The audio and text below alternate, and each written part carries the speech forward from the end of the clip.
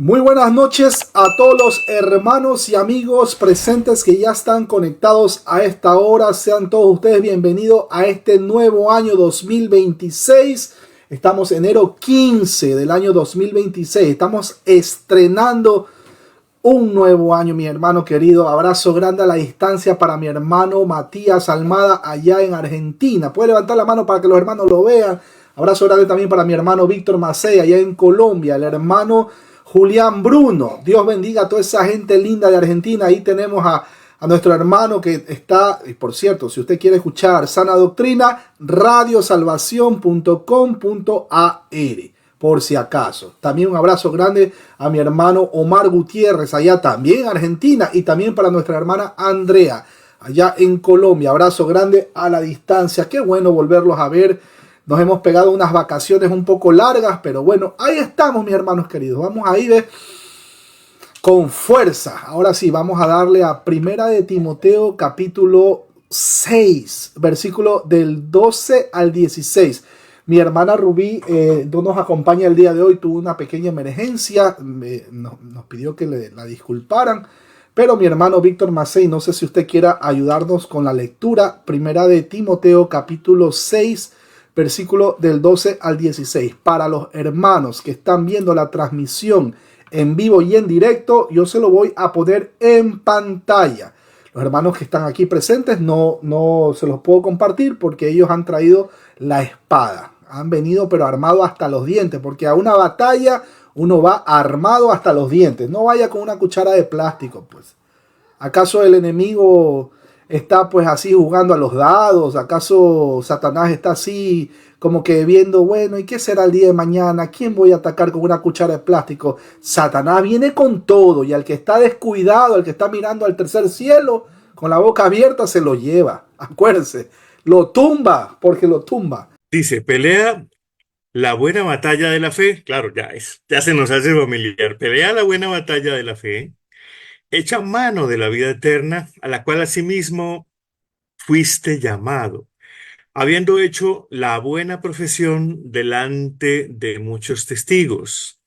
Te mando delante de Dios, que da vida a todas las cosas, y de Jesucristo, que dio testimonio de la buena profesión delante de Poncio Pilato, que guardes el mandamiento sin mácula ni reprensión, hasta la aparición de nuestro Señor Jesucristo, la cual a su tiempo mostrará el bienaventurado y solo soberano, Rey de reyes y Señor de señores, el único que tiene inmortalidad, que habita en luz inaccesible, a quien ninguno de los hombres ha visto ni puede ver, al cual sea la honra y el imperio sempiterno.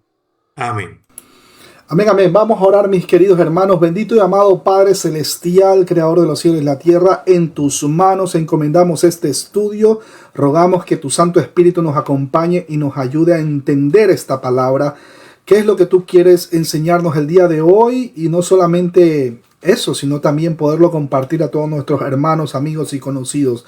Te suplicamos que tu Santo Espíritu nos guíe en el nombre precioso de Cristo Jesús, el Señor. Amén, amén y amén. Mis hermanos queridos, cuando uno va a una batalla, uno va pero armado hasta los dientes. Uno tiene que ir con un plan.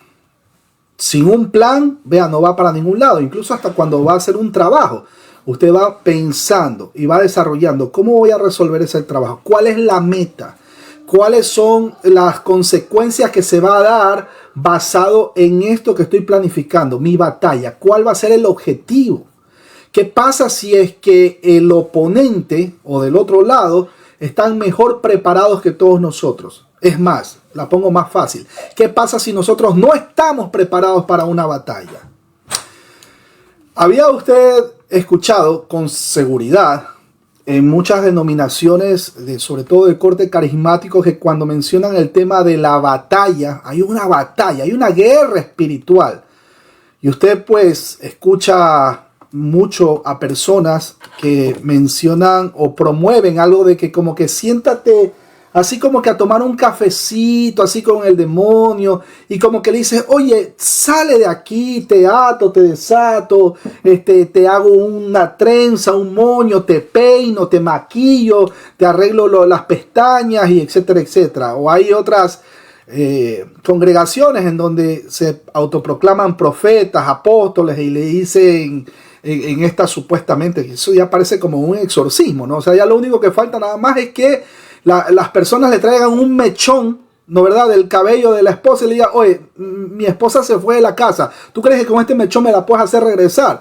O sea, está totalmente tergiversado el tema de la verdadera batalla de la fe, o una guerra espiritual también. Bueno, mis hermanos queridos, quiero primero que nada ponerlos a todos en contexto. El único que tiene potestad tanto en el cielo como en la tierra es nuestro Señor y Salvador Jesucristo.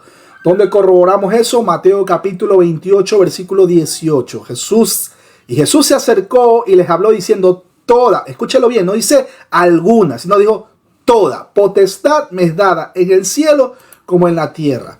Ustedes escucharán en estas congregaciones que promueven que nosotros podemos atar y desatar, tomando una pésima interpretación de los textos de Mateo capítulo 16, versículos del 13 al 19. Tenemos la confesión de nuestro hermano, amigo y apóstol Pedro. En esa confesión, Jesús, el Señor, le dice, bueno, unos dicen que soy esta persona, otros dicen que soy el de acá, otros dicen, pero ustedes, ¿quién dicen que soy? Pedro, conmovido, movido o inspirado por el Espíritu Santo, le reconoce y le dice, tú eres el Cristo, tú eres el Hijo del Dios vivo. Bienaventurado eres, Simón Pedro, porque no te lo reveló como dicen, tu mal llamado libre albedrío, no te lo reveló tu carne, no te lo reveló tu razonamiento lógico humano. Entonces, ¿quién se lo reveló a Pedro? Se lo reveló pues el Espíritu Santo. Y ahí nuestro Señor Jesucristo le dice, versículo 18 del capítulo 16 de Mateo, Él le dice claramente, y yo también te digo que tú eres Pedro, y sobre esta roca edificaré mi iglesia. Hago un paréntesis, entiéndase que la palabra iglesia no son 4 paredes. No. Cuando hablamos de iglesia estamos hablando de la composición de todos los creyentes a lo largo de la historia. Dentro de esos puede haber mestizos, tolteca, azteca, ecuatoriano, cubano, chileno y también judíos. Ojo al detalle, pero creyentes. No hay salvación, lo he mencionado muchas veces, no hay salvación fuera de Cristo Jesús.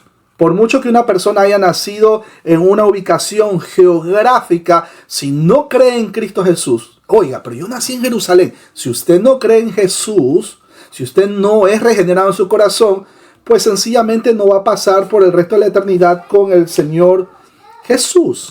Ojo al detalle. Bueno, sigo poniéndolos en contexto, mis hermanos queridos. Entonces, y ahí le dice el Señor Jesús, y a ti te daré las llaves del reino de los cielos, y todo lo que atares en la tierra será atado en los cielos, y todo lo que desatares en la tierra será desatado en los cielos. Ese es el verdadero contexto. No está hablando de que Pedro va a tener la libertad de poder sentarse a conversar con los demonios, ni a lo largo de la historia todos los cristianos vamos a sentarnos a hablar con los demonios. No, nada de eso. Ese atar y desatar es un hebraísmo que significaba que si ustedes se ponen de acuerdo aquí en un consenso, acuérdense, donde estén 2 o 3 o más personas congregadas en mi nombre y ustedes en una congregación, entonces tienen que hacer o ejercer una disciplina eclesiástica. Pues, ok, o sea, ustedes se pusieron de acuerdo, ok, entonces está disciplinado la persona. Usted se puso de acuerdo en disciplinar a Víctor Macé, bueno, está disciplinado. Nosotros acá arriba, nosotros estamos viendo cómo está la situación, ¿no? Pero no está hablando de demonios por ningún lado. Pero tristemente lo malinterpretan estos textos. Ahora, Santiago capítulo 2, versículo 19, dice, tú crees que Dios es uno, bien haces. También los demonios creen y tiemblan. Vea la diferencia entre un religioso y los demonios. Los religiosos dicen creer en Dios, pero su vida no refleja lo que verdaderamente profesan o predican. Los demonios también creen en Dios, La diferencia con las personas que son religiosas es que ellos tiemblan. En Hechos capítulo 19, versículo del 13 al 17, vemos a unos judíos exorcistas ambulantes que intentaron invocar el nombre del Señor Jesús sobre los que tenían espíritus malos, diciendo: os conjuro por Jesús, el que predica Pablo. Acuérdense que también en este tipo de congregaciones de corte carismático hay personas que supuestamente pueden echar demonios y pueden quitarle todas esas ataduras, o incluso puede decirle: ve acá, Víctor Macei, repite conmigo esta oración: Señor Jesús, yo te acepto como mi Señor y Salvador, y te toca la frente y convulsionas y todo eso. Todo ese show que ustedes ya tienen que haber visto, eso no es correcto, eso no es bíblico. Todos caen para atrás, toditos caen para atrás, menos el camarógrafo. Menos el camarógrafo. En ninguna parte de las escrituras usted va a encontrar que los cristianos se cayeron todos para atrás. Los únicos que caían para atrás, pues eran los enemigos de Cristo. ¿Se acuerdan cuando lo quisieron echar mano y lo quisieron caer? Dice: oye, ¿quién? Yo soy. Punto, se cayeron para atrás. ¿Se acuerdan? Bueno. Pero nosotros los cristianos nos postramos, que es muy distinto a caerse para atrás y convulsionar y que le salga espuma por la boca y todas esas cosas. Nosotros nos postramos como acto de reverencia ante un Dios que es santo 3 veces. ¿Qué pasó? Estoy poniéndoles en contexto. Hechos capítulo 19, versículos del 13 al 17, también menciona que había 7 hijos de un tal Esceva, judío jefe de los sacerdotes, que hacían esto. Pero respondiendo al espíritu malo, miren lo que dice, respondiendo al espíritu malo, dijo: a Jesús conozco y sé quién es Pablo, pero vosotros, ¿quiénes sois?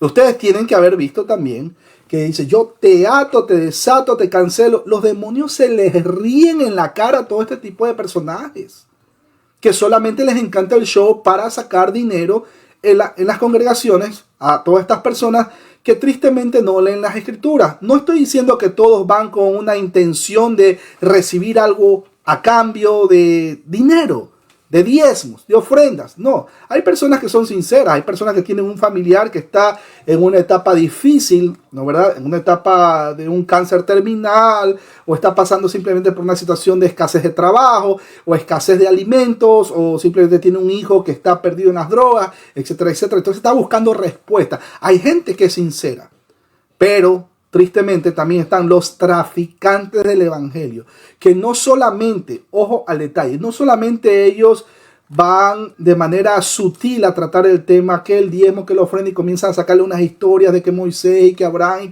y que también y que Melquisedec y todas esas cosas, no pasándole por encima al contexto, sino que también lo hacen ahora también en denominaciones autoproclamadas de sana doctrina. También ellos van a buscar de manera indirecta: oye, usted suscríbase, denle like. Oiga, es que el pastor también no, yo también debo recibir, etcétera, etcétera. Yo no trabajo, yo solo vivo para ustedes. Bueno, vean, mis hermanos queridos, usted no va a escuchar acá, sobre todo de este lado, que estemos promocionando que se suscriban, que den like. Vea, por gracia hemos recibido y por gracia compartimos. Hasta el día de hoy yo no he visto a mi hermano, por ejemplo, si me permite, mi hermano Julián Bruno, allá en Argentina, a ninguna persona le ha cobrado un solo centavo para poder compartir en Radio Salvación devocionales, la verdadera sana doctrina. Yo no he escuchado nunca he escuchado una persona que le diga: oiga, ¿sabe qué? Pero es que usted sabe que uno también tiene que... No. Pero Dios pone el querer como el hacer. Acuérdense Filipenses capítulo 2, versículo 13. Entonces le pone en el corazón a las personas: oye, ¿sabes qué? También tiene que pagar luz, también tiene que pagar el tema de los equipos, qué sé yo, y le cae una ofrendita. Eso es otra cosa. Pero entrar con argucias, con artimañas, eso es otro tema. Pero bueno, siguiendo en el contexto, a Pablo conocemos, a Jesús conocemos. ¿Y ustedes? ¿Y ustedes quiénes son? Tristemente, en la mayoría de estas congregaciones de corte carismáticos, pues están de manera indirecta promoviendo brujería y hechicería. Que póngale el aceite no sé, usted va a conseguir un trabajo y va a la entrevista. Ponle aceite ungido en la carpeta donde está tu hoja de vida. póngale, no sé, y es más o menos como la patita de conejo en la entrada de la puerta, o póngale un pedazo de esta rama, como esta planta, ¿cómo se llama? La sábila, ahí en la entrada de la puerta, porque es que si sangra es porque le están haciendo brujería y todas esas cosas. Es terrible. Usted no va a ver eso en una congregación, verdaderamente una congregación de sana doctrina. Pero bueno, oramos por estas personas para que Dios en su misericordia le abra el entendimiento. Pero entonces, ¿de qué estamos hablando? Hablamos de la verdadera batalla espiritual. 2 Corintios, capítulo 10, versículo del 3 al 6, dice, pues aunque andamos en la carne, no militamos según la carne, porque las armas de nuestra milicia no son carnales, sino poderosas en Dios para la destrucción de fortalezas. Ajá. ¿Y de qué está hablando? ¿Qué vamos a derribar? ¿A los demonios? ¿A los enemigos? No, versículo 5 de 2 Corintios 10. Derribando argumentos y toda altivez que se levanta contra el conocimiento de Dios y llevando cautivo todo pensamiento a la obediencia a Cristo y estando prontos para castigar toda desobediencia cuando vuestra obediencia sea perfecta. Mis hermanos queridos, la batalla espiritual o la guerra espiritual no se trata de hablar a demonios, no se trata de inventar tanto show y tantas maromas para poder desatar o romperle las cadenas y todas estas cosas, y algo se va a romper y aquí arraba soya y comienzan a hablar supuestamente en lenguas angélicas y todo eso. Lo único que se va a romper en ese tipo de lugares, perdone que lo diga y que sea sincero, son los bolsillos de las personas que no han estudiado las escrituras. Y rogamos también al Dios de la gloria que por favor le conceda arrepentimiento, le abra el entendimiento. Habiendo entrado en contexto, mis hermanos queridos, ahora sí, nos vamos al versículo 12, lo pongo en pantalla, que dice claramente pelea. Mire cómo empieza diciendo, pelea la buena batalla de la fe. Cuando dice pelea, ahí estamos hablando de una palabra que en el original griego es agonizomai. Agonizomai. Acuérdense de esa palabra. Dios bendiga a Solanda Solórzano. Abrazo grande a la distancia. Siempre la llevo en el corazón, siempre la recuerdo. Una señora, una vecina muy, muy linda gente. Pelea la buena batalla de la fe. Echa mano de la vida eterna, a la cual asimismo fuiste llamado, habiendo hecho la buena profesión delante de muchos testigos.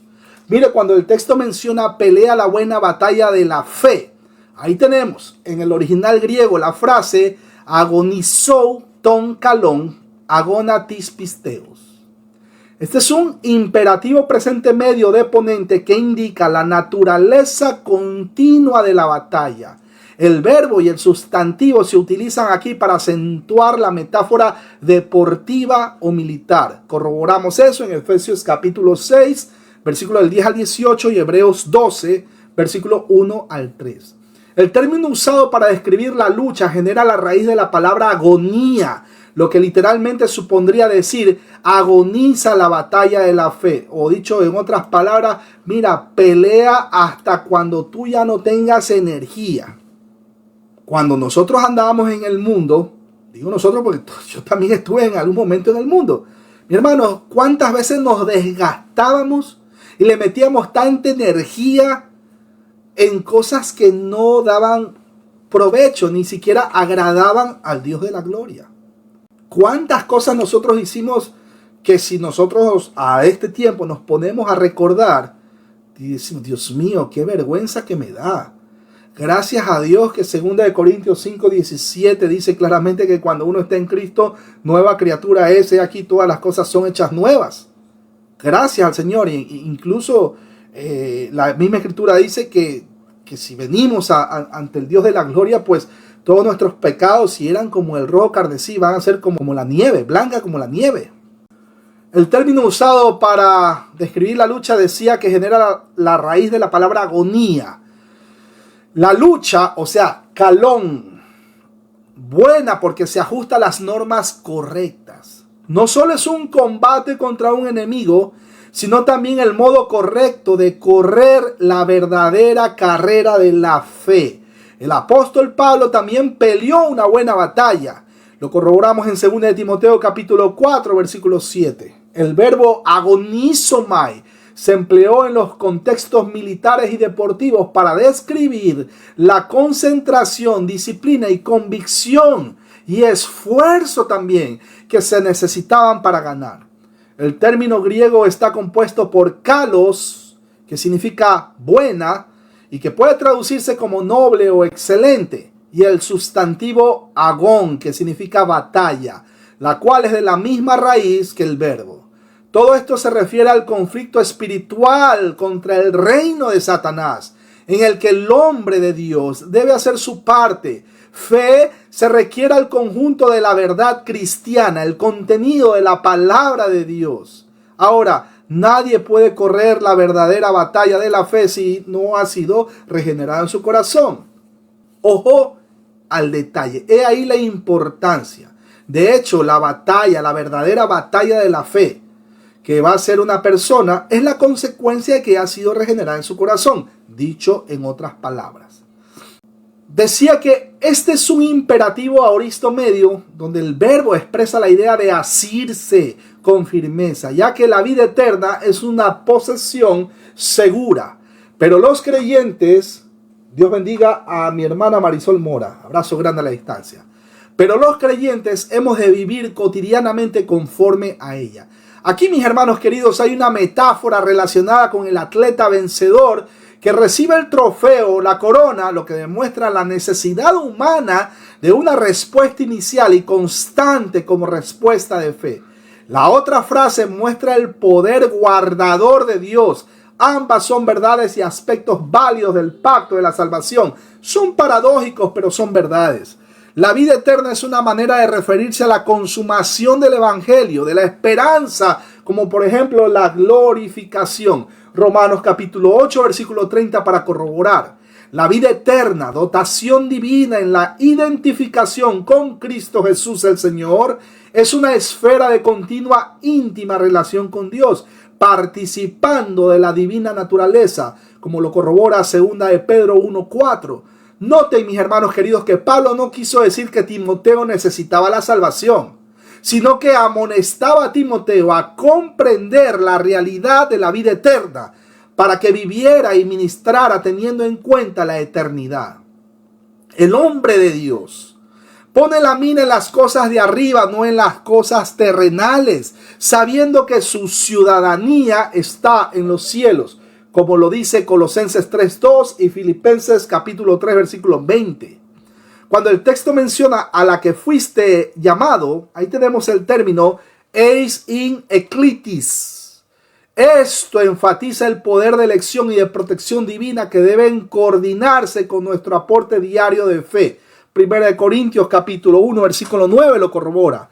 Timoteo, el joven muchacho, discípulo de nuestro hermano Pablo, había sido llamado por Dios para salvación, para gloria eterna. Ahora debía predicar teniendo en cuenta la realidad de lo que es eterno, que es lo que finalmente importa. El llamado a salvación procede del Padre, sin el cual nadie, óigalo bien, nadie puede ir a Cristo.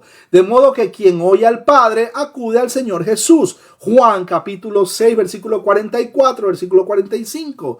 Este llamado de salvación produce, por la acción del Espíritu Santo, un cambio no solo de posición, pasando de una esfera de condenación a la libertad gloriosa de los hijos de Dios, sino de modo de vida en el pecado a otro en la santidad, que es conforme a la vocación del llamamiento divino.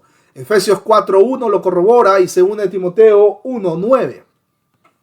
Cuando el texto menciona por lo cual hiciste aquella admirable declaración de fe pública, 1 Juan capítulo 1 versículo 9 para corroborar. Dios bendiga a nuestra hermana Jenny y a nuestro hermano Marquito Castro desde Ecuador. Abrazo grande a toda esa gente linda de Ecuador. Sin embargo, mis hermanos queridos, algunos piensan que debe aplicarse a una confesión hecha ante magistrados romanos. Otros entienden que esta confesión debió haber sido hecha cuando fue encomendado al ministerio y le fueron impuestas las manos del presbítero y las del apóstol.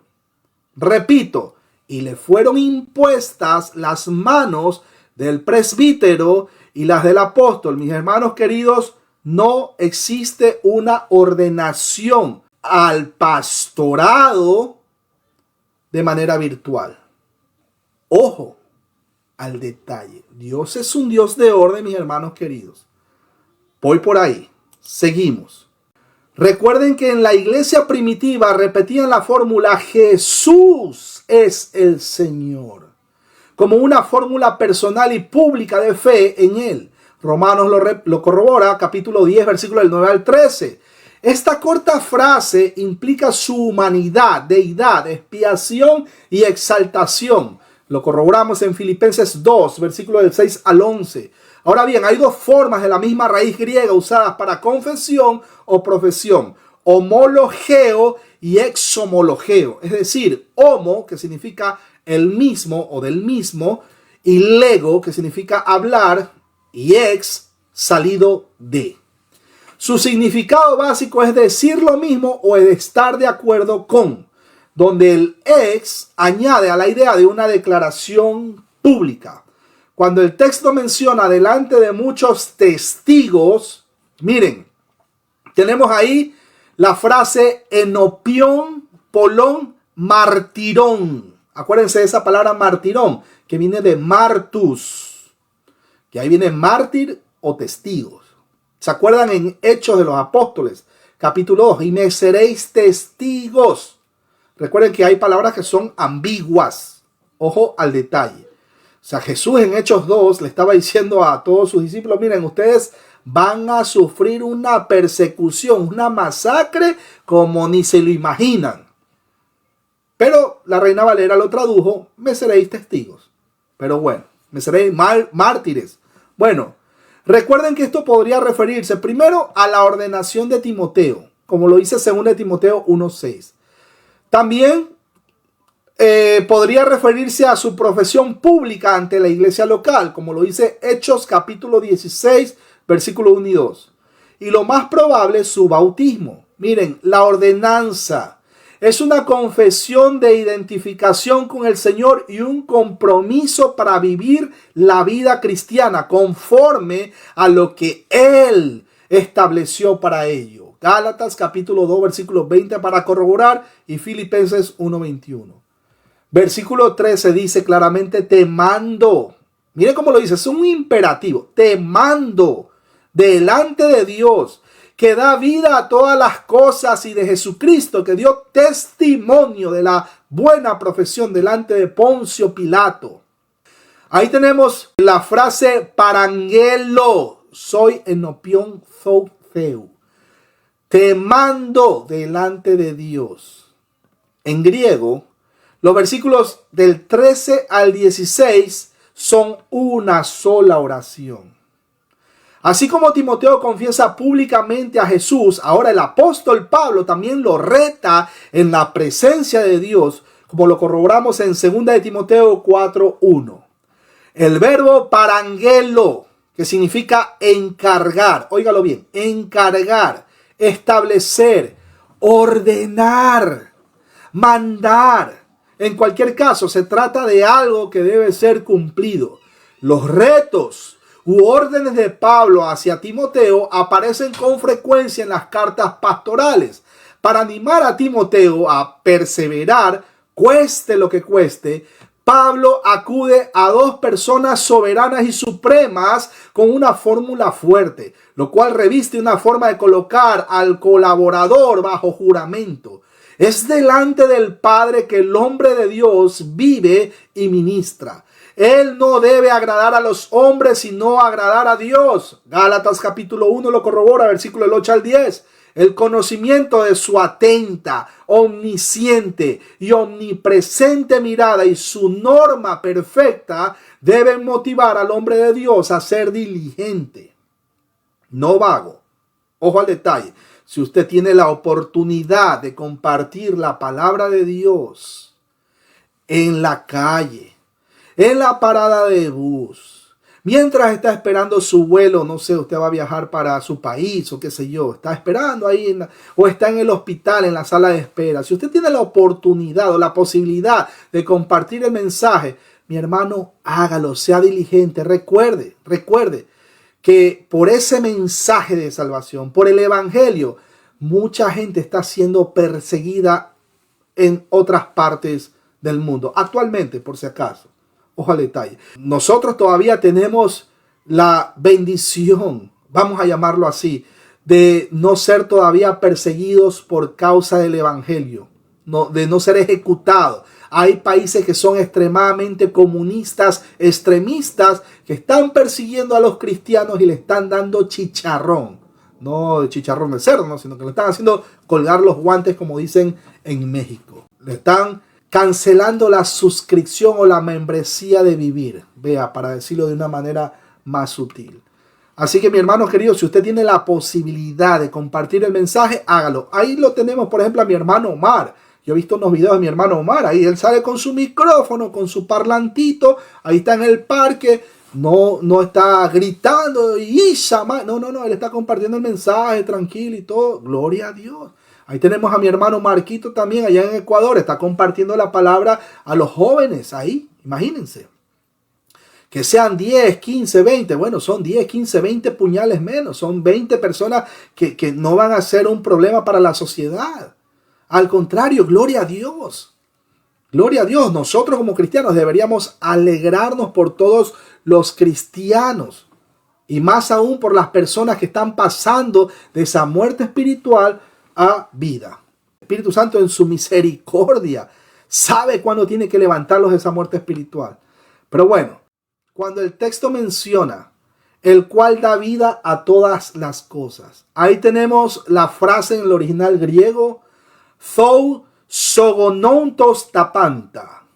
Dios, mis hermanos queridos, es el origen y fuerza de toda vida. Segunda de Timoteo 1:10 lo corrobora.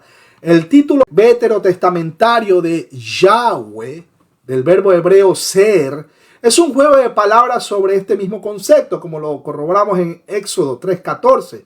Dios es el único que puede dar y sostener la vida física y eterna. Los términos tienen connotaciones para dar vida y preservar la vida, y a través de Cristo, Yahweh hace ambas cosas. Lo corroboramos en 1 Samuel 2:6, Jueces 8:19, 1 Samuel 27, versículo 9 y 1 Reyes 21, versículo 31.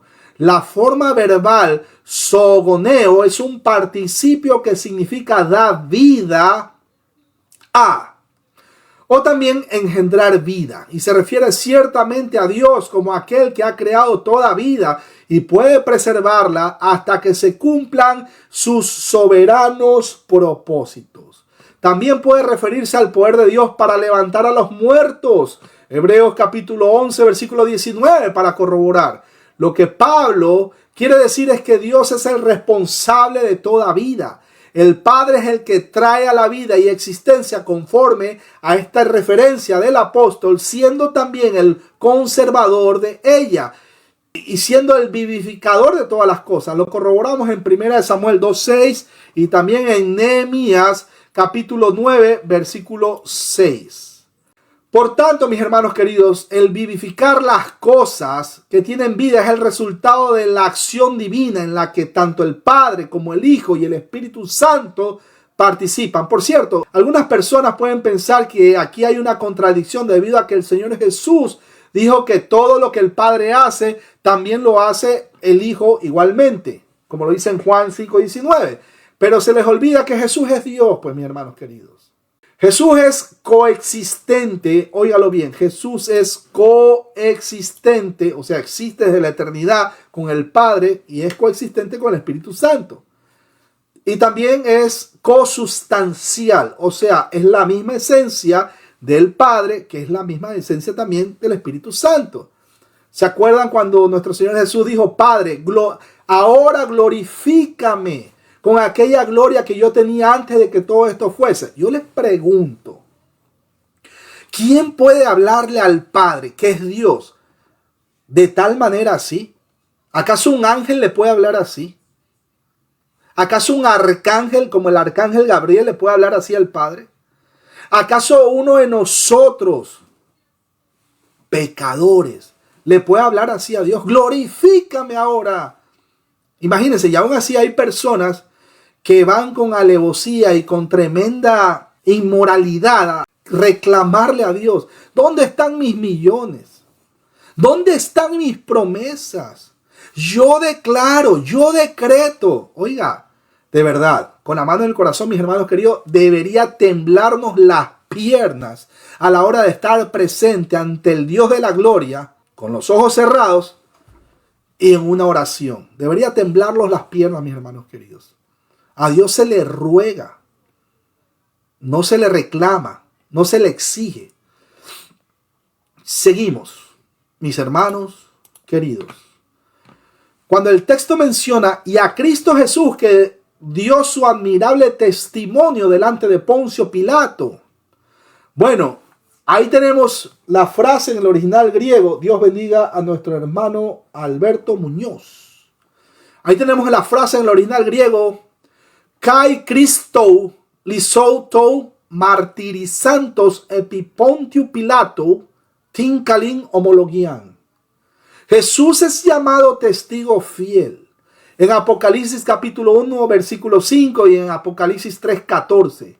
El término enopión, que traduce como delante, puede significar delante de o en el tiempo de. Por tanto, mis hermanos, esto podría referirse a toda la vida testimonial de Jesús y en particular a sus pruebas. Mateo capítulo 27 versículo 2 lo corrobora y Juan 18 versículo del 33 al 37. La indicación más clara del poder de Dios para resucitar que se incluye en este pasaje resulta de la mención de nuestro Señor Jesús, que dio testimonio de la buena profesión de fe delante de Poncio Pilato. Aunque vivifica todas las cosas como Dios, sabemos que como hombre, en la forma de siervo, padeció bajo Poncio Pilato. Y se cumplen las escrituras. Mateo capítulo 27 versículo 1 y 2 y Marcos 15 versículo del 1 al 20. El Señor Jesús es el ejemplo terrenal supremo de uno que se mantuvo firme a su confesión, que permaneció fiel a la palabra de Dios, costara lo que costara. Si usted se hace llamar cristiano, amigo que está viendo esta transmisión en vivo y en directo, o lo va a ver por diferido, o lo va a escuchar por Radio Salvación, www.radiosalvacion.com.ar. Si usted dice ser cristiano, o usted dice que cree en Dios y confía en Dios, oiga pues, dele la oportunidad pues también para que en el momento que usted deposite su confianza en Él, pues no se desespere, no esté tembloroso. Y ahora, ¿y qué va a pasar? Y me van a tumbar la puerta y no he pagado la renta y me van a los ladrones, los delincuentes y mis hijos se van a perder y mi esposa me va a dejar botado y etcétera, etcétera. Y no hay trabajo y me robaron el carro y etcétera, etcétera y esto y el otro. Y está así, vive ansioso, ya parece así como una persona que cree en la escatología dispensacionalista, que no tiene descanso, sino que está así todo atolondrado y está preocupado. Mi hermano, Jesús el Señor dijo claramente, Mateo capítulo 11, versículo 28, venid a mí todos los que estáis cargados y cansados, que yo os haré descansar. Si usted dice ser cristiano, usted confía en el Señor Jesús. Usted deposita su levantarse, su caminar en el día a día y antes de acostarse a dormir, Señor, muchas gracias. Porque a pesar de todo lo que me pasó, que pudo haber sido peor, pero tú me guardaste. Bendito sea tu nombre. Seguimos, mis hermanos queridos. Cuando Poncio Pilato le preguntó, ¿eres tú el rey de los judíos? Le respondió sin temor alguno, tú lo dices. Mateo capítulo 27 versículo 11, ustedes lo pueden corroborar, porque ahí le dijo claro, te conjuro, dímelo, ¿eres tú el Cristo? ¿Eres tú aquel, voy a parafrasear, el Mesías? ¿Eres tú el que tenía que venir? ¿Eres tú verdaderamente el rey de los judíos? Mis hermanos, Nuestro Señor valientemente habló la verdad y confió su vida a Dios. Y Timoteo debía hacer lo mismo, al igual que cualquier hombre de Dios. Mi hermano, cuando el mundo se le caiga a pedazos, usted recuerde que usted es cristiano. Usted tiene que recordar y siempre tener en cuenta, en mente, en quién ha confiado. Ya de ahí, ya está haciendo su verdadera o la buena batalla de la fe. Ya desde ahí. No se preocupe que el mundo se cae a pedazos, que se desploma la bolsa de valores. Que, no sé, vamos a decir que el país donde usted está ya no tiene todo, ya no tiene nada que respalde su moneda. Porque, claro, acuérdense que una moneda es respaldada por algo sólido, algo tangible. Y se desploma la economía. Mi hermano, siempre Dios provee a los suyos como sea. Como sea. Siempre. No tiene por qué estar pensando, ¿y ahora qué voy a hacer? Y voy a hacer estas artimañas. Y ahora, ay Dios mío, ay Virgen Santa. No, mis hermanos queridos. Seguimos. Versículo 14. Que guardes el mandamiento sin mácula ni reprensión. Oiga bien cómo lo dice. Que guardes el mandamiento sin mácula ni reprensión hasta la aparición de nuestro Señor Jesucristo. Que guardes el mandamiento sin mácula ni reprensión hasta la aparición de nuestro Señor Jesucristo. Ahí tenemos la frase. Tirisai setin entolin aspilon anepilinton. Esto puede referirse a los versículos 11 y 12. Timoteo, óigalo bien. Debía vivir en obediencia y pureza, no como los falsos maestros. Este era sin duda el compromiso que Timoteo había contraído cuando fue encomendado a la obra. Debía hacerlo sin mácula ni reprensión, pues ninguna mancha o legítima, mire que digo la palabra legítima acusación debe arruinar su testimonio, es decir, debe ser totalmente irreprochable. Santiago capítulo 1 versículo 27. Nosotros como cristianos, escúchelo bien, nosotros como cristianos vamos a ser vituperados por causa de Cristo Jesús el Señor. Pero ¿qué dice la Escritura? Bienaventurados, o sea, felices sean ustedes dos veces. Bienaventurados los vituperados por causa de mi nombre. Por causa del Evangelio, mi hermano Julián, por causa del Evangelio le van a caer hasta, lo van a meter a usted hasta en chismes. Es más, lo van a meter hasta en problemas de faldas, como dice la expresión. Mi hermano Víctor Macé, a usted lo van a tratar hasta de fariseo. A mi hermano Matías le van a decir, usted es un sectario. A mi hermana Jenny le va a decir, hey, usted predica herejías, usted habla herejías.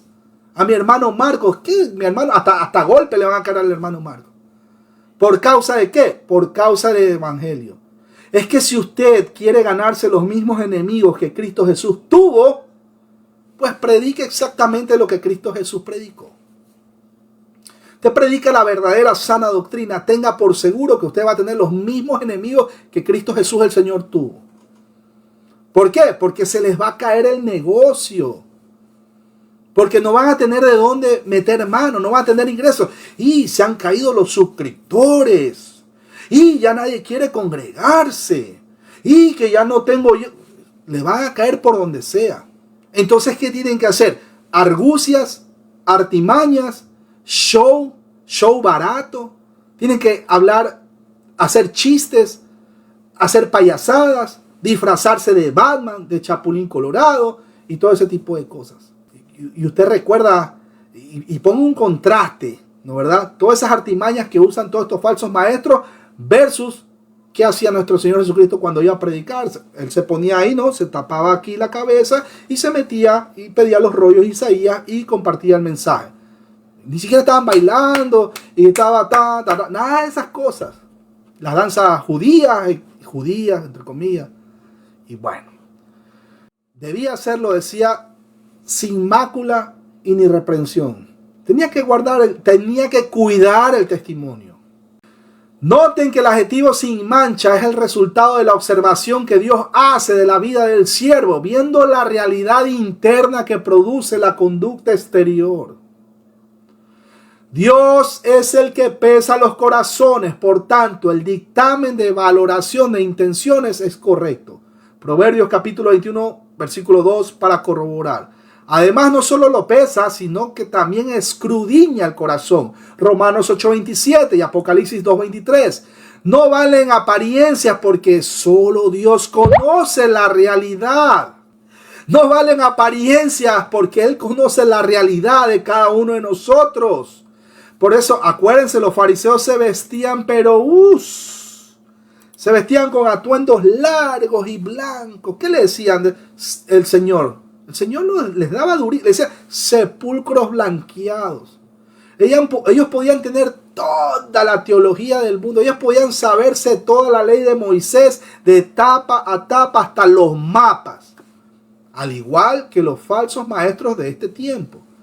De tapa a tapa hasta los mapas. Eso no garantiza de que sea cristiano. Le recuerdo, Satanás también se conoce las escrituras de tapa a tapa hasta los mapas. Y eso no garantiza de que vaya a vivir con Cristo Jesús por la eternidad. Ojo al detalle. No se deje engañar, no se deje llevar porque una persona está bien así, toda internada y tiene millones de seguidores. Ancho es el camino de la perdición. Ya ustedes saben, no tengo ni para qué decirlo. Pero bueno, no se dejen llevar por eso, mis hermanos queridos. De modo que la vida sin mancha no es lo que se determinaría por los hombres, sino la genuina vida de santidad delante de Dios. Dios bendiga a Luisa de la Cruz. Un verdadero cristiano, a legua se nota. A lo lejos de ese es cristiano. Pero un fariseo, o sea, un religioso, que puede saberse las escrituras de tapa a tapa hasta los mapas, oiga, y que su vida refleje lo contrario, y que su vida esté inundada de escándalos y de chismes y de cosas negativas en su vida, oiga, razón suficiente para salir corriendo.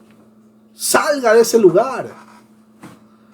Cuando el texto menciona hasta la venida de nuestro Señor Jesucristo, ahí tenemos la frase griega Mekri tis epiphenais tou Kyrio imon lisou Christou. En 2 de Timoteo capítulo 1 versículo 10 y en Tito 2:11 el término Epifania se usa para la primera venida de nuestro Señor Jesús. Él devela el conocimiento de Dios el Padre, quien controla la primera y la segunda venida del Mesías. Mateo 24:36 lo corrobora y Hechos 1:7. Timoteo debía permanecer fiel toda su vida hasta su muerte o hasta la llegada del Señor Jesús. Al igual que nosotros. La espera del inminente regreso de su Señor da motivación adicional al hombre de Dios, como dice Hechos 1, versículo 8 al 11, 1 Corintios 4, 5 y Apocalipsis 22, 12. La iglesia primitiva esperaba ese acontecimiento en aquellos días. De ahí que el apóstol, al escribir a los tesalonicenses, diga en contraste con los que durmieron en Jesús, los que vivimos, los que hayamos quedado, seremos arrebatados juntamente con ellos en las nubes para recibir al Señor en el aire. Primera de Tesalonicenses 4:17. Y por si acaso, aquí no está hablando de ningún tal rapto secreto. Por si acaso. Eso es otro tema que no voy a entrar en detalle. El compromiso al que llamaba a Timoteo podía ser muy breve si el Señor tomase a los suyos en aquel tiempo. Quienes esperamos la venida del Señor, deberíamos vivir una vida irreprensible delante de los hombres y santa delante de Él. Así como que ya viniera el Señor en una hora. Así. Vivamos así. Es más, si el Señor viene, mis hermanos queridos, ojalá, yo anhelo de corazón que venga ya. Si el Señor viene, que nos encuentre pues compartiendo la palabra. El único que ha tenido un rapto secreto, ahorita, hasta el día de hoy, secreto, así bien secreto, Nicolás Maduro. Es el único que tuvo un rapto secreto. Lo madrugaron. Pero bueno, si viene el Señor, mis hermanos queridos, que nos encuentre compartiendo la palabra, que nos encuentre estrechándole una mano a alguien que está caído, que necesita verdaderamente de un mensaje, que por ahí de pronto, no sé, perdió su trabajo. Oye, ¿en qué te puedo ayudar? Déjame ayudarte con unas compras. O déjame, oye, yo sé que tú calzas 10. Déjame, yo tengo aquí unos zapatos. Mira, ¿qué te parece? Oye, está haciendo mucho frío. ¿Qué te parece? Mira, yo tengo un par de abrigos aquí. Yo te puedo dar uno, lo que sea. Pero hay la ley del embudo. Terrible. O sea, ancho así la entrada, ¿no? Y que caigan las ofrendas, y que caigan los diezmos, y que caigan las primicias, y todo esto así, solamente para el ultra ungido. Y algunos, tristemente, que están muy de moda, todas estas sectas virtuales piramidales, que ponen de fachada nomás así, un cuerpo presbítero. No, mis hermanos queridos, basta ya, basta de verdad, que se arrepientan. Si está escuchando este mensaje, alguien que está metido en estas sectas, apóstol, profeta, ultra ungido, irreprochable, o que no escucha consejo, oiga, basta, escuche palabra y arrepiéntase. Crea en el Señor Jesucristo. Hágase un autoanálisis. Bueno, el énfasis del apóstol es la necesidad de una correcta y constante enseñanza de la palabra, pero esto implica una seria advertencia. Recuerden la historia de un hombre de Dios que falló. Acuérdense. He aquí que un varón de Dios por palabra de Jehová vino de Judá a Betel, y estando Jeroboam junto al altar para quemar incienso, aquel clamó contra el altar por palabra de Jehová y dijo: altar, altar, así ha dicho Jehová, he aquí que a la casa de David nacerá un hijo llamado Josías, el cual sacrificará sobre ti a los sacerdotes de los lugares altos que queman sobre ti incienso, y sobre ti quemarán huesos de hombres. Y aquel mismo día dio una señal diciendo, etcétera, etcétera. Ustedes recordarán. Primera de Reyes, capítulo 13, versículo 1 al 26. Miren, este profeta anónimo tuvo el privilegio de ser usado por Dios para reprender al rey Jeroboam. Dios puede usar una persona para reprender, para exhortar a alguien. Por eso, mis hermanos, tengan mucho cuidado si es que en alguna congregación el ultra ungido que está a la cabeza, ultra ungido, le digo ultra ungido, porque hay que tener respeto por los verdaderos pastores de sana doctrina. Pero hay otros que son, entre comillas, ultra ungidos, que son inalcanzables, que usted quiere. Tengo una preocupación, tengo un problema con mi esposa, tengo un problema, necesito consejería espiritual matrimonial y tiene que pasar primero por la secretaria, luego por el secretario de la secretaria, y luego por el de acá, y luego pasa por el de acá, y al final dice: no, ¿sabes qué? No te podemos atender ahora en el 2026, vente para el 2027. Los inalcanzables ultra ungidos.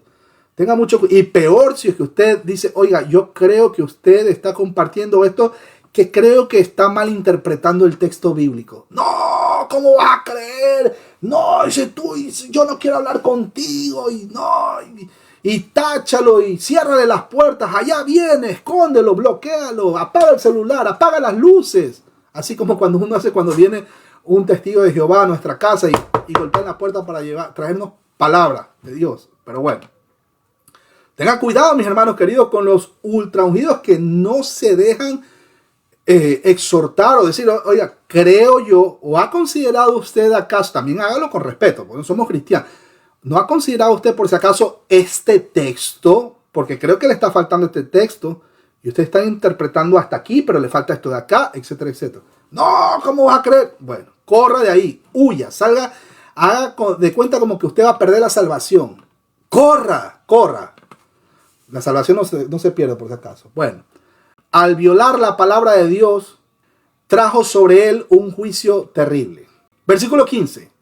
La cual a su tiempo mostrará el bienaventurado y solo soberano Rey de Reyes y Señor de Señores. Cuando el texto menciona a su debido tiempo, ahí tenemos Kiarois y Dios teisei.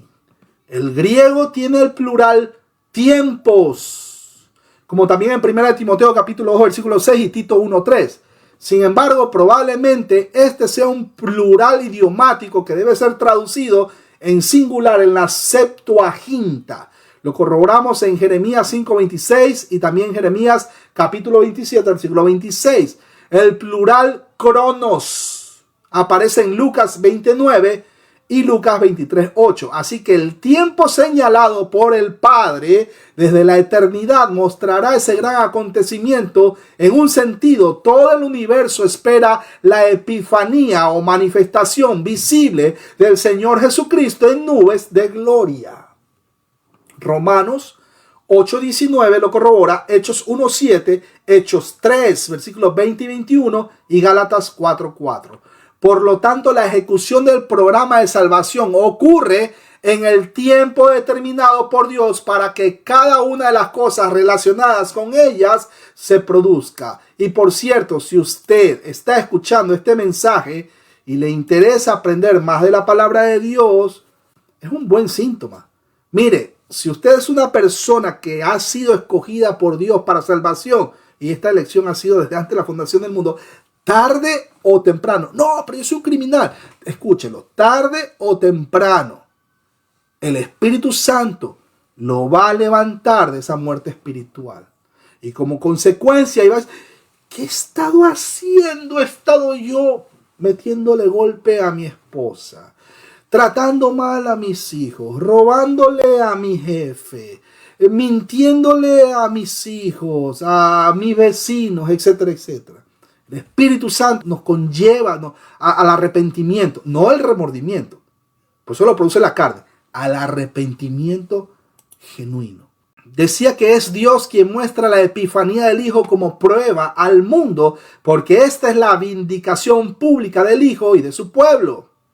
Cuando el texto menciona al único y bendito soberano, Rey de reyes y Señor de señores, porque Cristo ya reina, Cristo ya es Señor, reino iniciado, pero claro, todavía no consumado, ¿no? Esto se consuma cuando el Señor ya venga, recuerda a toda su iglesia, ¿no? Pero Cristo Jesús ya reina, mis hermanos queridos. Acuérdense del diácono Esteban, que le partieron la cabeza antes de morir y en presencia del joven Saulo de Tarso. Veo al Hijo del Hombre sentado a la diestra del Padre, etc. ¿Se acuerdan? Bueno, ya está sentado el Señor intercediendo por los cristianos. No esperen que haya un milenio después de un tal rato y todas esas cosas. No, mis hermanos. De hecho, ya estamos en el milenio. Eso es otro tema. Bueno, el texto griego. O Macarios kai monos dinastis. O basilev ton basilebonton. Esta oración es similar a la del capítulo 1, versículo 17. Y son frases descriptivas que conceptualizan a Dios el Padre. Bendecido, por ejemplo. Ahí tenemos el adjetivo articular bendito, que es Macarios. Establece a Dios como el único que es en ese modo. Los hombres podemos ser bienaventurados en el sentido de alcanzar bendiciones por determinada manera de ser y obedecer a Dios, pero Él es el único que es eternamente feliz, dichoso en sí mismo. También Dios es único, soberano, como lo dice o lo menciona, lo corrobora capítulo 1, versículo 17, y comparen eso con Eclesiastés 46:5. El adjetivo dunastes, que significa soberano, viene de un grupo de palabras cuyo significado principal es poder. Este término solo muestra que el poder de Dios para gobernar le es inmanente, no delegado de una fuente exterior. La soberanía divina se extiende de un modo pleno en que todas las cosas han recibido su lugar en la creación y en el tiempo por su sola voluntad. Tuya es, oh Jehová, la magnificencia y el poder, la gloria y la victoria y el honor, porque todas las cosas que están en los cielos son tuyas. Tuyo, oh Jehová, es el reino y tú eres excelso sobre todos. Las riquezas y la gloria proceden de ti y tú dominas sobre todo. En tu mano está la fuerza y el poder y en tu mano el hacer grande y el dar poder a todos. Primera de Crónicas, capítulo 29, versículos 11 y 12. Miren, mis hermanos, Dios es absolutamente soberano y reina omnipotente sobre todo y en todo lugar.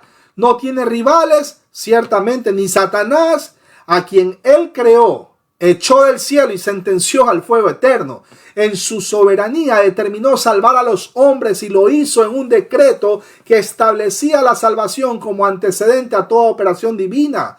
Nadie podrá decir que fuimos salvos por nuestra miseria o por algún mérito humano propio. Y por cierto, corrobórenlo con Tito 3:5.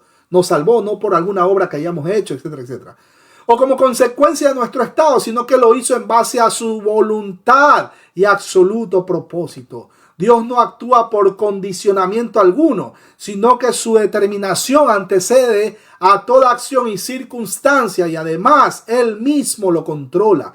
La salvación determinada por su soberanía comprende el envío del Hijo, la encarnación del Verbo, la obra redentora, la resurrección, la glorificación y la venida para buscar a los suyos. Por esta razón, mis hermanos queridos, Jesucristo manifestará en el tiempo oportuno, determinado y establecido por Dios. Y por cierto, también Señor de señores, como lo corroboramos en Deuteronomio 10:17 y en Salmo 136:3. El título Rey de Reyes es similar al Señor de señores y se utiliza para el Señor Jesús en Apocalipsis 17:14 y 19:16. Es el que pone y quita reyes y todos los imperios del mundo están bajo su control. Repito, es el que pone y quita reyes. Ay, ¿por qué entonces nos puso a Nicolás Maduro? Eso es algo soberano. Si Dios lo puso a Maduro, que hicieron trampa, eso ya depende de Dios. Que si Dios, y claro, porque mis hermanos queridos, y lo digo en general, o sea, si Dios permite que usted pase una situación difícil y usted está considerado para salvación, usted está en una situación tan difícil y pasa por más pruebas, es porque Dios quiere que usted se fortalezca. Imagínense, para que usted no aprenda a depender de usted mismo, usted tiene que aprender a depender del Dios de la gloria. Aun cuando el mundo se le caiga a pedazos, aunque me mataren, hasta lo último, sea bendito el Señor Jesús. Seguimos, mis hermanos queridos. Originalmente se refería a los reyes de Mesopotamia, pero fue usado por los judíos durante el periodo interbíblico para referirse a Yahweh. Es probable que el apóstol Pablo quisiera usar este título como una refutación consciente al culto emperador. La deificación del emperador data del tiempo de Augusto y gradualmente asumió una posición principal en el imperio y llegó a ser la causa suprema de la persecución de Roma contra los creyentes. Por eso el hombre de Dios debe mantener el centro de su atención en esa verdad mientras soporta las pruebas de vivir y ministrar en este mundo. Ay, usted está viendo la verdadera batalla de la fe. También tenemos el título de Señor de señores. Kai Kyrios, ton Kiriobontón.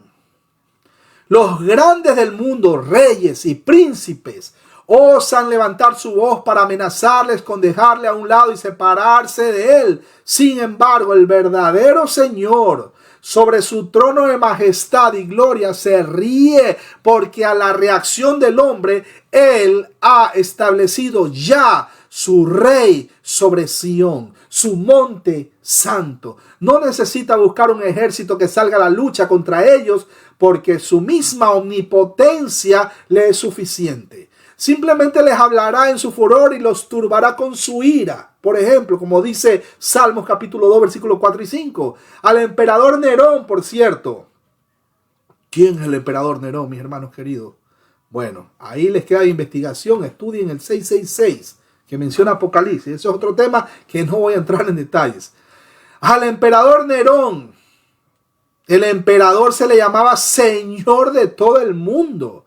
Incluso a Domiciano se le aclamaba como Señor y Dios nuestro. ¿Ustedes pueden creer? Sí, Domiciano le hizo la vida imposible a los cristianos, pero Nerón, no, pues Nerón fue el peor. Creo que peor que Calígula. Bueno, pero sobre estos señores grandes a los ojos del mundo está el Señor de señores, a quien ninguno de ellos puede compararse ni ejercer señorío sobre él. Último versículo de esta noche. Y dice claramente, el único que tiene inmortalidad, que habita en luz inaccesible, a quien ninguno de los hombres ha visto ni puede ver, al cual sea la honra y el imperio sempiterno. Amén. Ahí tenemos la frase al único inmortal, que en el griego es homonos echon atanasian. Aquí está el término muerte, con un alfa, óigalo bien, mi hermano, ¿qué es un alfa privativo? Ya eso lo vimos en las transmisiones anteriores. Aquí está el término muerte, con un alfa privativo. Y parece ser el significado fundamental del título veterotestamentario de Yahweh, el que vive para siempre. El único viviente, lo que tiene un énfasis monoteísta, el único que posee. O sea, Yahweh es el origen y fuente de vida y no hay otro. Primera de Corintios 15 lo corrobora, versículos 53 y 54, y Éxodo 3, versículos 14 y 15. Y de la misma forma que el Antiguo Testamento, Pablo subraya que Dios es el único que tiene inmortalidad. Solo Él tiene inmortalidad en el sentido de que es inmanentemente inmortal. No es que sea inmortal, sino que por propia esencia personal es inmortal. La muerte, el término, al final de algo no tiene ni puede que ver nada con Él. No tiene nada que ver. Ningún ser creado tiene inmortalidad por sí mismo, cuando tiene perpetuidad de vida, como los ángeles. Y aún los hombres que muriendo físicamente, la muerte no es el final, reciben la inmortalidad por determinación de quien es inmortal. Así que los ángeles y los hombres, quienes fueron creados, existirán siempre. Claro, lo que pasa es que este cuerpo ya se lo come los gusanos, pero usted está consciente, y ese es otro tema que tampoco voy a entrar en detalle. El griego aptarsia no traduce inmortalidad, sino que significa incorruptible, mientras atanasia significa sin muerte. Dios tiene una característica imperecedera de vida y no puede morir, porque contigo está el manantial de la vida. Y el Señor Jesús dijo, el Padre tiene vida en sí mismo. Juan capítulo 5 versículo 26 lo corrobora, y Salmos 36, 9. La personificación del Padre es el resultado de la relación generadora del Hijo, que es engendrado del Padre eternamente. Por lo tanto, el Padre se establece como persona en el acto eterno de generar al Hijo. La vida divina se comunica sin origen del Padre al Hijo, es decir, que el Padre es vida sin principio comunicable, mientras que el Hijo la recibe por procedencia, sin origen, sin principio, ad eternum. Del Padre Dios es principio de vida sobrenatural y eterna. Por tanto, las personas divinas tienen esa vida que es la natural y propia del ser divino, en la que todas ellas participan y le es común a las tres, puesto que cada una de ellas es Dios único y verdadero. Recuerden, Padre, Hijo, Espíritu Santo, que forman la deidad. No es que el Padre es el mismo Hijo, ni el Hijo es el mismo Espíritu Santo, ni tampoco es un Dios con tres cabezas, y ni tampoco es que hayan tres dioses, ¿no? Ni el triteísmo, cuidado con esas cosas, ¿no? Y peor el unicitarismo. Bueno, por lo cual esto no debe ser confundido con existencia sin fin, aunque esto también es implícito, pero el concepto de inmortalidad es mucho más excelso. Cuando el texto menciona que vive en luz inaccesible, los rabinos la identificaban como la nube de gloria o la Shekinah, que proviene del término hebreo habitar, con el sentido de habitar permanentemente. Éxodo lo corrobora, capítulo 24, versículo 17 y capítulo 23, versículo 20. El apóstol Pablo enseña que él habita en la luz propia de su presencia, pero al mismo tiempo es inaccesible. Esto es, nadie puede acceder a ella. La luz que pone todo al descubierto, en cierto modo, oculta a Dios de la vista de los hombres. Ahora bien, óigalo, mi hermano querido, esta luz es como el sol, o un poco más fuerte. Lo necesitamos para ver, pero no podemos mirarlo, porque su brillantez es demasiado intensa. En ese sentido, Dios también habita la luz inaccesible. Se cubre de luz como de vestiduras, como dice Salmos, capítulo 104, versículo 2. De aquí que la palabra luz en forma usada vuelve a enfatizar su incomparable grandeza. Cuando el texto menciona a quien ninguno de los hombres ha visto ni puede ver. En el original griego, on eiden oideus antropon oude eiden dinatai.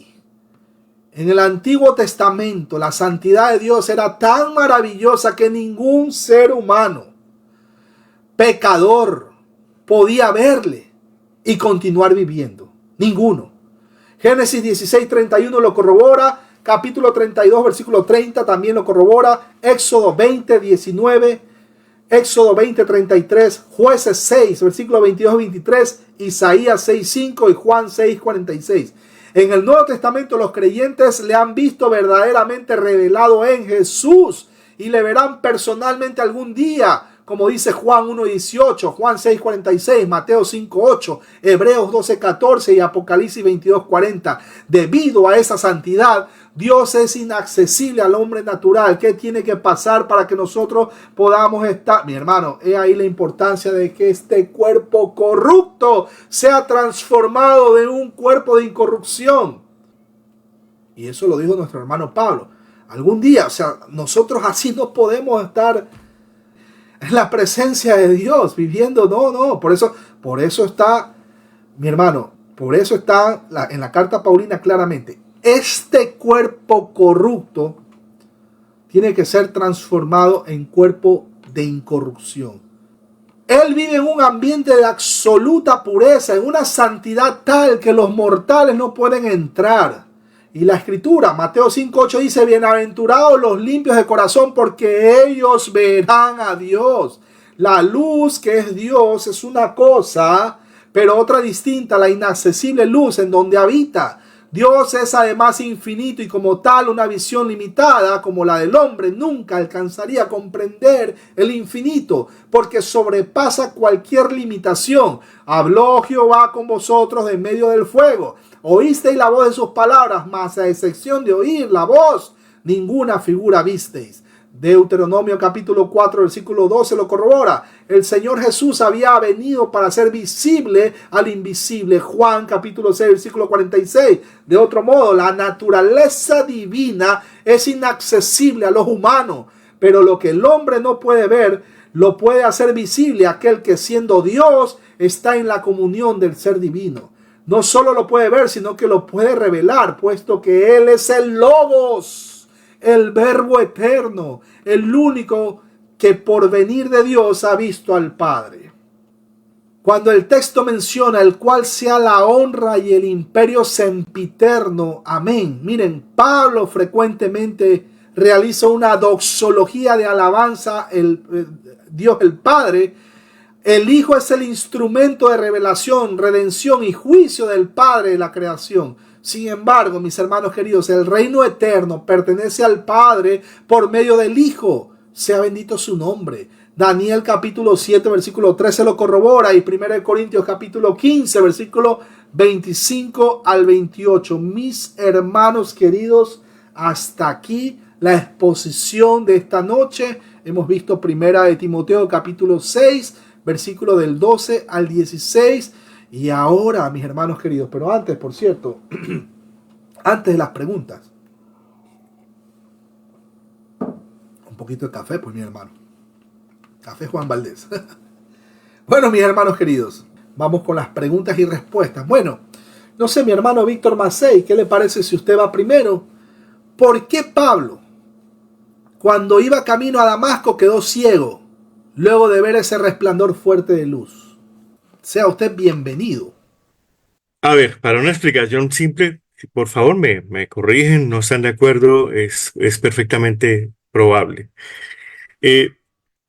Cuando una persona dice que vio una gran luz, una luz difícilmente medible en pleno mediodía, porque lo que narra es que Pablo iba camino a Damasco con su comitiva. Ojo y escúchelo, ojo y escuche bien el detalle. No era de noche, era de día. Vale. Sí, mi hermano. Viajaban y viajaban era de día, de noche no viajaban porque no se viajaba, se descansaba. Entonces se iba con su comitiva a caballo, gente muy poderosa, y en pleno mediodía sale una luz mucho más radiante que el sol. Venga, si ahorita estamos terminando periodos de vacaciones, usted va a la costa y se recuesta en la playita 3 horas y se levanta y no se puso protector solar, ahí queda como un camarón tostado. Y es el mero sol, es apenas nuestro sol, que es muy poderoso, pero es una estrellita, inclusive no de las más grandes. Es cuando el Rey de Reyes y Señor de Señores, que hizo el sol, que en la transfiguración también la luz resplandecía blanco puro, que en el monte cuando se presentó ante el pueblo no soportó esa visión. Y se le aparece él solo concentradito a Pablo. Esa luz, podría decirse que hizo un daño macular temporal, era tan intensa, tan inmedible. Si usted hubiera tenido un fotómetro en ese momento, lo funde, porque no soportaría la luxometría. Entonces, Pablo pudo quedar ciego desde dos puntos de vista, desde el punto de vista físico, porque la luz era demasiado intensa y tuvo un pequeño daño temporal y fuera de eso lo tumbó del caballo. Entonces además de quedar cegado, cuando uno va manejando de noche y un carro le pone uno las luces altas, ya le toca a uno como a orillarse, imagínense, no queda viendo nada. Entonces una luz que sobrepasa la del mediodía no la puede soportar el ojo humano y queda ciego tres días, dice ahí la escritura. Entonces, eso está en Hechos 9. Y ahora, si usted lo quiere ver desde otro punto de vista espiritual, se evidencia con la luz de Jesús la ceguera en medio de la inmensa sabiduría fariseica de Pablo. Esa luz de Jesús supera la sabiduría. Al contrario, se tomó sus días para quemar, ¿cómo decirlo? Cuando nosotros vemos el mundo, lo vemos a través de un lente. Si uno se pone un lente azul y mira lo que vea, lo ve de color azul, porque el lente filtra lo azul. Si se tiene un lente fariseico, una mente religiosa, todo lo ve de esa manera. Y la luz de Jesús fue capaz de quemar eso. Cuando vino Ananías y oró por él, se le cayeron como escamas. Un simbolismo para mí, corríjanme si no están de acuerdo, de lo que le impedía ver con claridad a Jesús, al plan de salvación y quién era pueblo de Dios verdaderamente. Pero todo eso simboliza esa inmensa luz que nuestro Señor le dejó ver a Pablo en ese momento. Maravilloso. Y ya que menciona el tema, hay un detalle que hay que tomar en consideración. Pablo era fariseo de fariseos, criado a los pies de Gamaliel. O sea, él tenía un conocimiento, pero brutal, de la ley mosaica. Tenía un conocimiento espectacular. ¿Y eso lo hacía cristiano? No. Escuche que a este tiempo, así como hay personas que tienen un conocimiento, entre comillas, ¿no? De tapa a tapa hasta los mapas, eso no garantiza que sea cristiano. Siempre le menciono a todas estas personas religiosas, no me hables de tu Dios. Mejor demuéstramelo con tus acciones en el día a día. Que se evidencie el fruto de Gálatas capítulo 5, versículos 22 y 23. Si dice ser cristiano, pues tiene que ser evidenciado de que verdaderamente es un cristiano.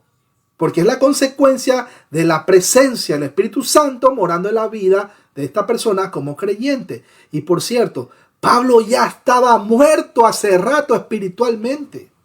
Es más, Pablo, después de lo que pasó en Génesis capítulo 3, Pablo nació muerto espiritualmente. Pero sin embargo, oiga, y no murió físicamente en ese momento, cuando el mismo Señor se le aparece. Pablo, ¿por qué me persigues? Dura cosa es dar cosas contra el aguijón. Hasta la voz le cambió. No murió de milagro. No murió por la pura misericordia de Dios. Cuando digo no murió físicamente, por la pura misericordia de Dios. Hasta la voz le cambió. ¿Qué quieres de mí, Señor? Hasta la voz le cambió. Sí. Y a pesar de eso, todavía existen personas que creen que pueden reclamarle a Dios cosas y reclamarle, o sea, Hay gente, como dice el libro de Judas, hay gente que de verdad, o sea, que no entienden, incluso hasta el diablo le reclaman. Y te arrebato. ¿Qué vas a arrebatar? Terrible, mi hermano, porque no entienden las cosas bueno, el libro de Judas, recomendado. Pero bueno, mi hermano, muchísimas gracias. Como nota, mi hermano David, Sí, como nota claro. adicional, notemos que el Señor rescata a una persona que tenía confianza en el pacto, porque todavía hay gente hoy y está pululando que el pacto y que hay un Israel que tiene un pacto y que hay un pueblo de Dios que no necesita a Jesús, ¿sí? Pero justo el que fue llamado era del pacto, entre comillas. Pero Jesús nos muestra que lo necesitaba, como a Pedro y como a todos los primeros que llamó, y luego a todos nosotros que lo necesitamos. Eso es verdad lo que menciona mi hermano querido. Eso es muy, muy cierto, muy cierto. Pero bueno, vamos a la siguiente pregunta. No sé si mi hermana Jenny quiera animarse. Mi hermana Jenny Perdomo, allá en... el micrófono creo que lo tiene malito. Perdón, mi hermano Marquitos de Ecuador. Mi hermano Marcos, si tiene bueno su micrófono, puede habilitarlo. Sea usted bienvenido. Todo, abrazo grande a toda esa gente linda allá en Ecuador. Seguimos orando por Ecuador, por si acaso. No somos insensibles ante tanta situación negativa que está pasando, pero bueno, confiando en el Señor. Mi hermano, yo pregunto, ¿solo a los obispos se les exige ser intachables? ¿Qué opinas tú, mi hermano querido? Bienvenido a interactuar. Realmente como todo cristiano tiene que reflejar a Cristo, así que esos requisitos que pide en Timoteo es más bien para todos los cristianos, porque ¿qué cristiano no debe vivir de esa forma? Todos estamos llamados a vivir la semejanza de Cristo, ser intachable, ser irreprensible, tener ordenado nuestro hogar. Es como una regla, un estándar que todos debemos cumplir. Por lo tanto, pero más aún se lo pide a los pastores, a los diáconos, como ejemplo. Pero en resumen, todo cristiano tiene que vivir en ese estándar que pide la palabra. Maravilloso, efectivamente. O sea, no solo a los obispos se les manda o se les exhorta a que sea irreprochable, mi hermano querido. Yo creo que hay algo que es, bueno, hay algo que es implícito en la misma palabra, implícito en la misma escritura. ¿Qué opinas tú, mi hermano Víctor Macei, de lo que acaba de mencionar el hermano Marquitos? No, completamente de acuerdo, porque el llamado es al pueblo del Señor, el pueblo es uno con Cristo y el pueblo no puede estar sin santidad, sin vivir una vida intachable, ser santos porque yo soy santo y eso lo extiende, ese es un llamado para todos nosotros. Es un llamado amoroso, ¿no? Es un llamado del Señor que dice, a ver, permítame parafrasearlo abusivamente. O sea, difícilmente podrán ser ustedes santos si no lo hago yo para ustedes, si no vivo yo en ustedes, dice el Señor así. Entonces, por eso es que ya dice Pablo, ya no vivo yo, sino que vive Cristo en mí. Y si Cristo vive en mí, o en ti, o en cualquiera de todos nosotros, pues vivamos santamente. ¿Ah? Amén. Es Dios quien inicia ese hagios, esa santidad. Es Dios quien nos separa o nos aparta para el servicio hacia Él, ¿no? O sea, estamos apartados de todas las cosas que tienen que ver con el mundo. De hecho, nuestro hermano Pablo dijo claramente, no se amolden. En algunas versiones de la Biblia dice, no se amolden o no se acostumbren a las modas de este mundo. Que Bad Bunny, que qué me voy a meter yo a vestirme como Bad Bunny, que no te acomodes a las modas del mundo. Y como dice, como arrancamos en este estudio, echa mano de la vida eterna. No te preocupes de cosas que no tienen valor. Preocupémonos de las cosas que verdaderamente no son efímeras. Preocupémonos de la vida eterna, preocupémonos del reino de los cielos, preocupémonos de compartir el evangelio. Hay mucha necesidad allá afuera. Hay tanta gente que tiene necesidad de una palabra, de un mensaje, que tienen incluso confusión en su vida, y será, y por tantas cosas que me pasan, y por qué será que yo vine a este mundo, y empiezan a cuestionarse, y viene el tema de la teodicia, de por qué Dios, siendo un Dios que es bueno, permite que le pasen cosas malas a nosotros, los seres humanos, y etcétera, etcétera, etcétera. Mi hermano, hay tanta necesidad allá afuera, que mi hermano, que a veces hasta falta el tiempo, pero mi hermano, saquemos tiempo, ahí los exhorto a pregonar el Evangelio de nuestro Señor Jesucristo, que finalmente pues es algo que tiene una recompensa eterna, y lo hacemos no como buscando un favor de Él, no, simplemente como consecuencia de que ya el Espíritu Santo pues ha estado trabajando en nuestras vidas. Y hay demasiada, de verdad, mis hermanos queridos, con la mano en el corazón, hay demasiada necesidad del Evangelio, incluso hasta en las cárceles. Aquí en Estados Unidos, usted pégese una vuelta, para los que conocen New Jersey, pégese una vuelta por Patterson. Es un barrio muy peligroso. Es un barrio donde, mire, creo que desde Colombia cruza la droga directamente a Patterson. Y es terrible, mis hermanos queridos, es terrible. Hay tanta gente en la calle, están así como ustedes lo ven en la televisión, que están así como zombies y todo. Es terrible, mis hermanos queridos, es terrible. Pero sin embargo, mis hermanos, de verdad, yo los insto a que tomemos las palabras de nuestro hermano Pablo cuando dijo a tiempo y fuera de tiempo, ¿no? Así que bueno, un abrazo para todos mis hermanos queridos. ¿Qué les parece? Vamos a despedirnos en oración.